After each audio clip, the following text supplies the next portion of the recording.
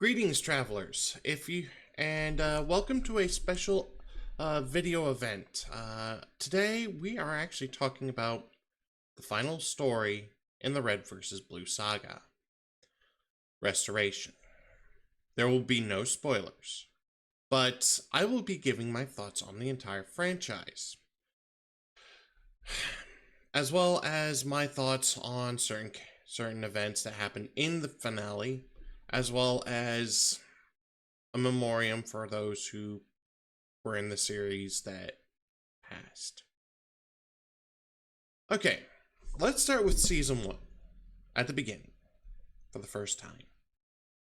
For those of you who don't remember, Blood Gulch Chronicles, which was parts 3 through 5, I think? It's been a while.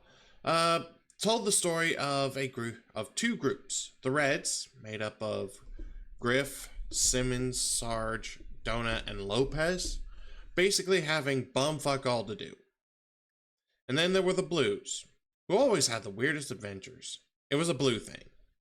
They were made up of Church, who by the beginning of the series turned out to be a ghost, and later was found out to be an AI program. Church, I wouldn't say manho, but he was a manho. Let's be honest, he was a himbo and a manho. There was Caboose. He had a lot of potential for that one.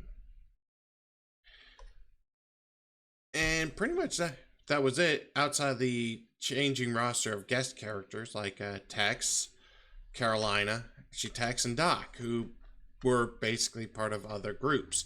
Doc was a pacifist medical specialist who didn't have to fight but always healed everybody. And Tex was the freelancer. Then there was Vic. We don't speak about Vic Deuterinos.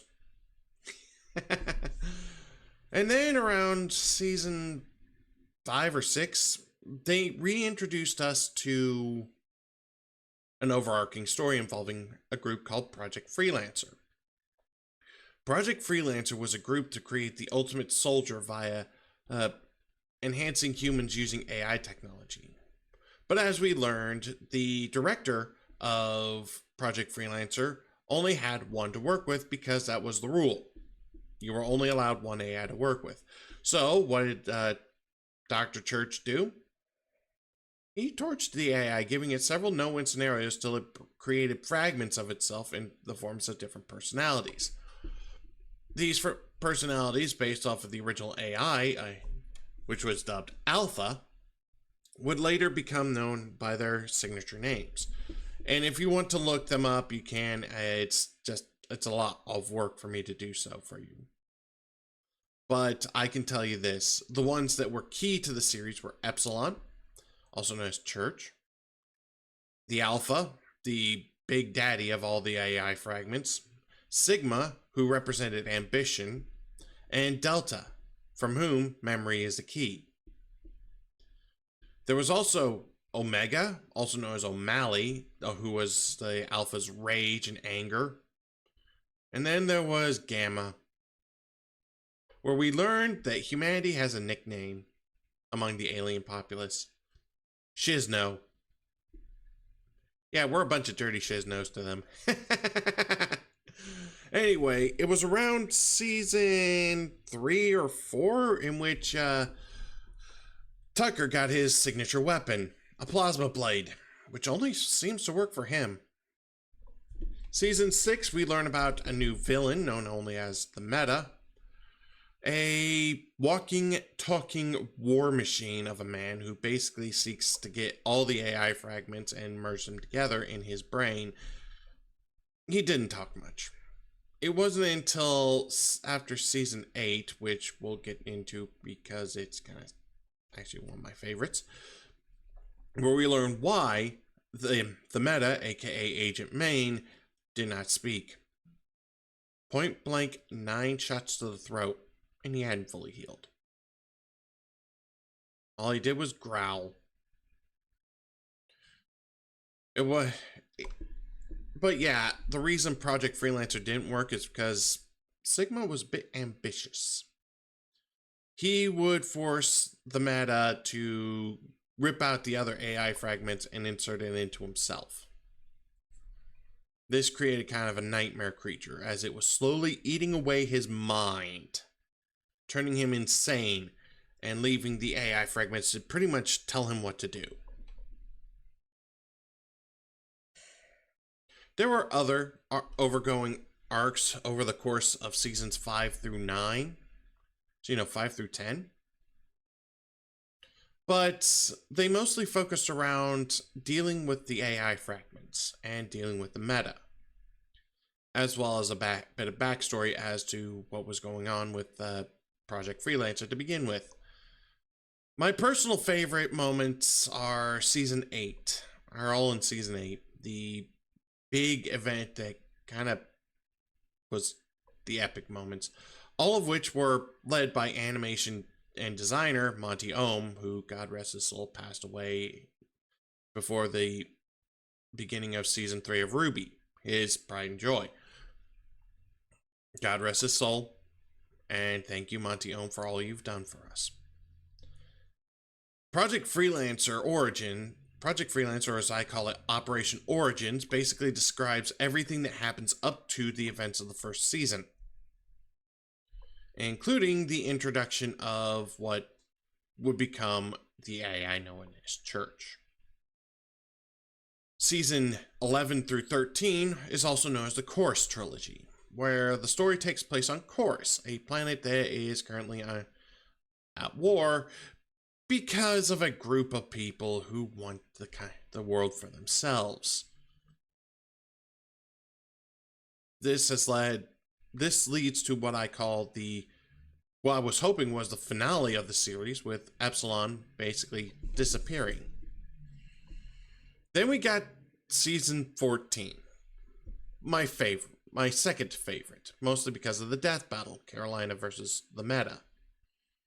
Plus some funny moments in other formats, like the live action for what the Reds and Blues ended up in the real world. That was funny. Then there was Season 15 to 17, I think it was. Basically, you meet the Reds and Blues versus the Blues and Reds, led by Temple and his crew, which kind of was a nightmare scenario.